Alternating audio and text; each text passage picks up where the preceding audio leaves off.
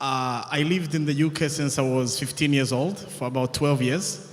I studied and worked here, and were at some point where some of you are today. So I've been in Rwanda since for about 6 years. I've worked for small companies in what we call the SMEs. I've worked for large corporates. I've also worked for governments. I've worked for multinationals such as Nike and Coca-Cola. And in the last 6 years, I also started and managed 2 businesses. So I want to speak in the context of this forum to share my experiences drawing from all those different backgrounds. So whether you are thinking of coming to Rwanda to look for a job, there are some ideas I can share. Whether you are starting a business, I've also had some of that experience, but I've also lived and been in this experience.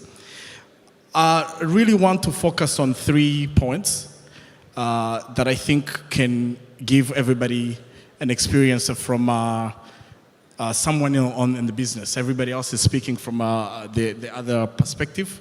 I want to give you my own experience. And the 3 things I want to talk about, the very first thing, are going to be looking at everybody, not just the people not just Rwandans, but as well as friends of Rwanda and potential investors as well.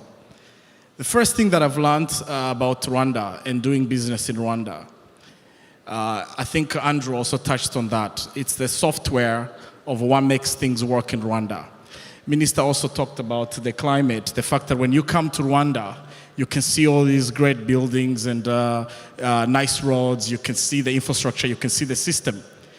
The most important thing that I think you need to go beyond in terms of looking at Rwanda is really understanding the context.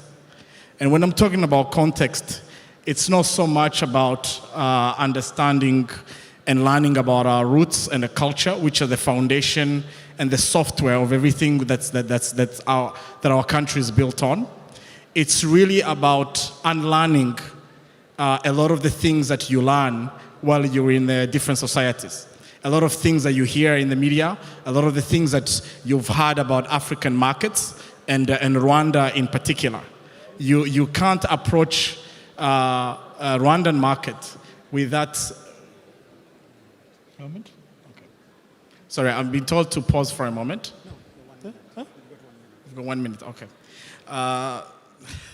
So the first thing is really understanding the context. Rwanda is not your typical African market, and I put that in quote. What that really means is that you need to look at things from a people's perspective. You need to look at, in order to serve people, whether you're in business or in private sector, you really need to appreciate where people are, where they're coming from, where they're going, what they need, but most importantly, what they deserve.